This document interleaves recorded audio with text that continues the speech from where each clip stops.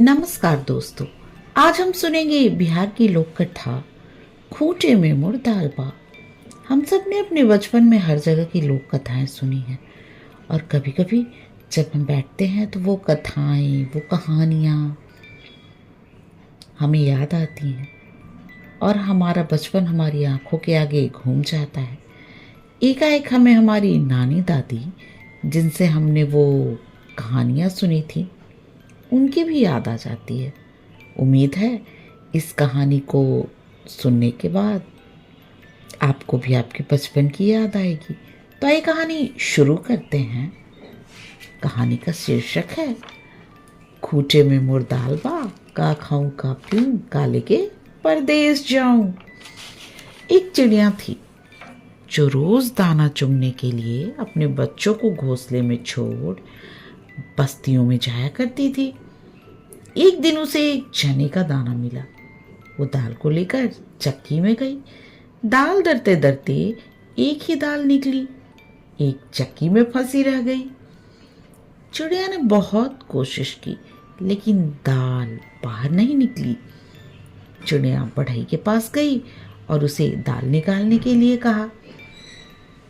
बढ़ई बढ़ई खूंटा चीरो, खूंटा में मुड़ दाल बा, का खाऊं का पीऊं, काले के परदेस जाऊं। बढ़ई उस समय कोई और काम कर रहा था। उसने चिड़िया की बात पर ध्यान नहीं दिया। बढ़ई ने उसे दुत्कार कर भगा दिया। फिर चिड़िया राजा के पास गई। उसने राजा से गुहार लगाई और कहा, राजा राजा, उस बढ़ई को दंड दो जिसने मुझ जरूरतमंद की बात नहीं सुनी।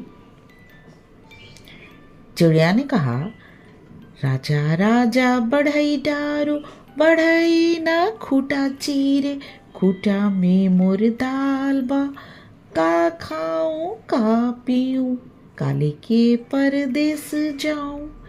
राजा ने कहा, मुझे कहाँ फुर्सत है ओ नन्ही चिड़िया, जो मैं इतनी छोटी सी बात के लिए बढ़ई को दंड दूं। जब उन्होंने चिड़िया की विनती पर ध्यान नहीं दिया तो वो रानी के पास जाकर रानी से कहती है, रानी रानी, तुम अन्यायी राजा को छोड़ दो। रानी रानी राजा छोड़ो, राजा ना बढ़ई डारे, बढ़ई ना खूंटा चीरे, का खाओ का पीऊं, काले के परदेस जाऊं। रानी राजा को क्यों छोड़ने लगी? उसने उस रोती बिलखती चिड़िया की एक न सुनी। फिर चिड़िया उड़ी और सांप के पास गई। सांप से अपनी विनती दोहराने लगी।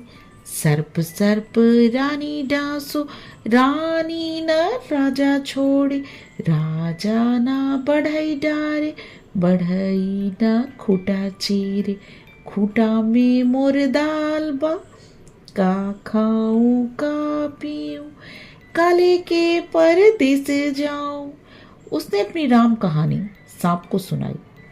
सांप ने उसकी बात तो सुनी लेकिन उसने भी इसमें अपनी असमर्थता दर्शाई। तो चिड़िया भागी भागी जंगल में आई। फिर उसने बांस से विनती की, बांस बांस, तुम लाठी बनकर सर्प को मार दो। सर्प न रानी डसे। तो फिर उसने उसे भी अपनी पूरी राम कहानी इस तरह से सुनाई। सर्प सर्प रानी डांसो, रानी न राजा छोड़े, राजा न बढ़ई डारे, बढ़ई न खूंटा चीरे, खूंटा में मोर दाल बा, का खाऊं का पीऊं, काले के परदेस जाऊं। बांस ने नन्ही चिड़िया की बात तो सुनी लेकिन वो चिड़िया के लिए सर्प से बैर क्यों मोले? फिर चिड़िया गुस्से में भर भूजे के यहाँ जलती हुई आग के पास पहुंची और उसे ललकारते हुए बोली, हे आग, तुम सारे जंगल को जलाकर राख कर दो, जो मुझ जैसी छोटी चिड़िया को न्याय नहीं दिला सकता। आग ने जब सारी बात जाननी चाहिए तो चिड़िया ने विस्तार से अपनी राम कहानी उसे सुनाई और न्याय की गुहार लगाते हुए उससे कहा, आग आग लाठी जारो, लाठी न सरप मारे, सर्प न रानी डांसे, रानी न राजा छोड़े, राजा न बढ़ई डारे, बढ़ई न खूटा चीरे, खूटा में मोरे दाल बा, का खाऊं का पीऊं, काले के परदेस जाऊं।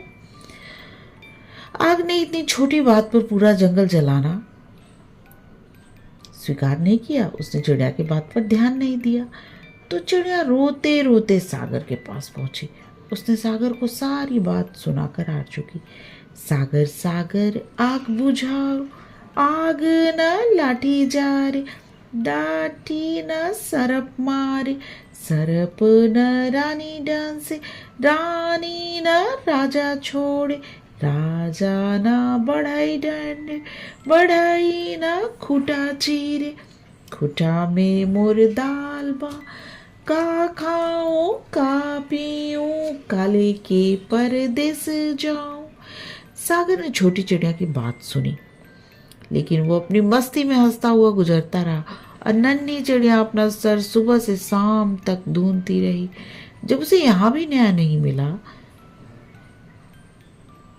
और सुबह से शाम हो गई, तो नन्ही चिड़िया हाथी के पास पहुंची और उससे बोली, हाथी हाथी तुम मेरी मदद करो, पूरे सागर को सोख लो, जो मुझ जैसी चिड़िया को न्याय नहीं दिलाता, जो मेरे दुख पर हंसता हुआ निकल गया, बलवान होते हुए भी मुझे न्याय न दिला सका। फिर उसने रो रो कर हाथी को अपनी सारी बात बताई। हाथी हाथी सागर सोखो, सागर ना आग बुझावे, आग ना लाठी जारे, लाठी ना सर्प मारे, सर्प न रानी डांसे, रानी न राजा छोड़े, राजा न बढ़ई डारे, बढ़ई न खूटा चीरे, खूटा में मोर दाल बा, का खाऊं का पीऊं, काले के परदेस जाऊं। हाथी ने भी उसकी न सुनी और उसकी बात को हवा में उड़ा अपने मस्त चाल में आगे बढ़ गया। अब नन्ही चिड़िया हताश हो गई। उसने सोचा कहाँ कहाँ गुहार न लगाई, मगर किसी ने मेरी बात नहीं सुनी। अचानक उसकी नज़र नन्ही नन्ही कतार में आ रही चींटियों पर पड़ी, जो बहुत ही अनुशासित तरीके से चली आ रही थी। उसने ध्यान से देखा, उनका अद्भुत संगठन और अथक परिश्रम। वो बड़ी फुर्ती, तत्परता और सुनियोजित ढंग से अपना काम मिलजुल कर किए जा रही थी। चींटियों ने आकर उसे घेर लिया और उसको अपनी पूरी बात कहने के लिए कहा।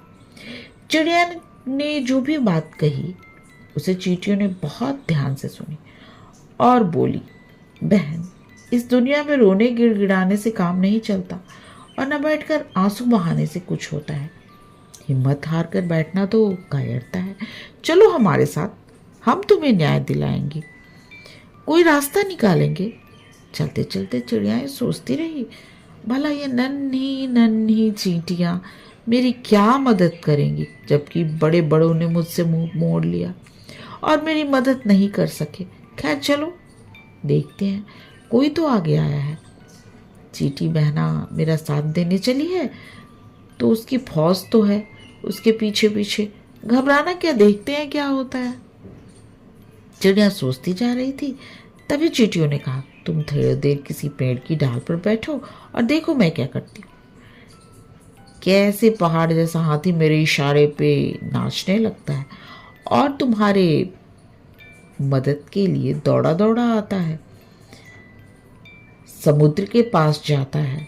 हिम्मत हारने से कुछ नहीं होता, मिलजुल कर जुगत लगाने से ही समस्या का समाधान निकलता है। गौरैया फुर्र से पेड़ की डाली पर बैठी और चकित होकर चींटियों की असंभव सी बातों को कारगर होती हुई अपनी आंखों से देखने लगी।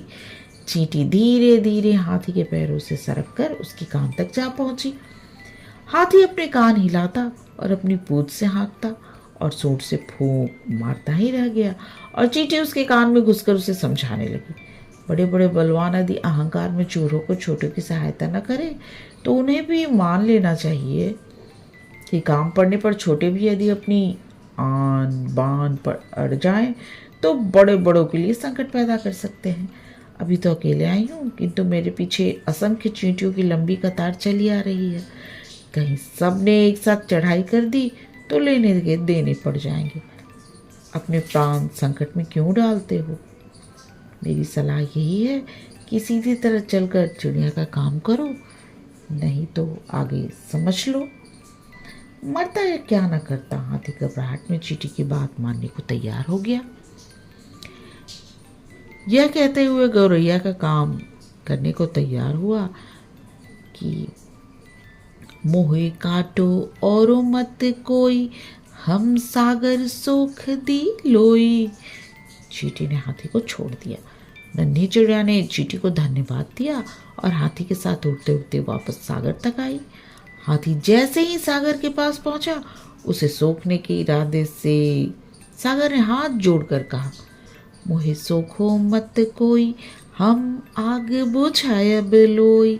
सागर जब अपनी तटों की सीमा छोड़कर आग बुझाने उमड़ा तो आग ने गौरैया का काम करने का वचन दिया और कहा, मोहे बुझाओ मत कोई, हम जंगल जार बिलोई। आग जैसे ही जंगल जलाने नन्ही चिड़िया के साथ चली तो जंगल ने कहा, मैं लाठी को सर्प मारने भेजता हूँ, मगर मुझे मत जलाओ। उसने कहा, मोहे जारो और मत कोई, हम सर्प मार बलोई। सांप की क्या मजाल कि वो जंगल की अनगिनत लाठियों की मार से भयभीत न हो। वो भी बिल से बाहर आकर बोला, मोहे मारो और मत कोई, हम रानी डांसब लोई। रानी ने सांप के साथ गौरैया को आते देखा तो पूरी बात का अनुमान कर पसीने पसीने हो गई और बोली, मोहे डंसो मत कोई, हम राजा त्यागब लोई। उस वचन के बाद राजा भला क्या अपने वचन पर टिकता? उसे तो नन्ही चिड़िया में अथक परिश्रम, धीरज और सूझबूझ का समाचार मिल चुका था। उसने अपनी लापरवाही और अन्याय के लिए क्षमा मांगी और बढ़ई को बुलाने के लिए कहा, मोहे त्यागो मत कोई, हम बढ़ई दंडब लोई। फिर बढ़ई ने राजा के सामने आकर चिड़िया की बात न मानने का अपराध कबूल किया और राजा से विनती की, मोहे दंडब मत कोई, हम खोटा फाड़ब लोई। गौरैया को और क्या चाहिए था? वो बढ़ई के साथ चली, चक्की के पास पहुंची जिसमें चने की दाल फंसी हुई थी। बढ़ई ने खूंटे से दाल निकाल दी और गौरैया उसे लेकर अपने घोंसले में पहुंची, जहां उसके नन्हे नन्हे बच्चे जब से वो गई थी उसकी राह देख रहे थे और भूखे प्यासे आंख बिछाए अपनी माँ का इंतजार में बैठे थे। बच्चों ने चहचहाकर उसका स्वागत किया और अपनी चोंच में चने का दाना अपने बच्चों को खिलाने लगी और गुनगुनाकर पूरी कहानी सुनाने लगी। कैसे उसने हिम्मत से काम लिया। बड़े बड़ों ने उसकी बात मान कर उसकी मदद की, लेकिन जब वो रो रो कर गिड़गिड़ा कर मदद की गुहार लगा रही थी तो किसी ने उसकी बात न सुनी। मदद के लिए आगे आई तो बस वो चींटियां जिनकी संगठित सेना के सामने हाथी भी लाचार हो गया। सच ही कहा गया है, सब उसकी मदद करते हैं जो स्वयं अपनी मदद करना जानता है। आशा करती हूँ ये कहानी आपको बहुत पसंद आई होगी और साथ ही आपको आपका बचपन और नानी दादी सबकी याद आई होगी, अपने दोस्तों की भी याद आई होगी जिनके साथ बैठकर आप ये कहानियाँ सुना करते थे। अगर आपको ये कहानी और मेरी कहानी कहने का तरीका पसंद आया और इससे आपको आपके बचपन की याद आई तो प्लीज़ मेरे चैनल को सब्सक्राइब, कहानी सुनने और अपना कीमती समय देने के लिए आप सबका बहुत बहुत धन्यवाद।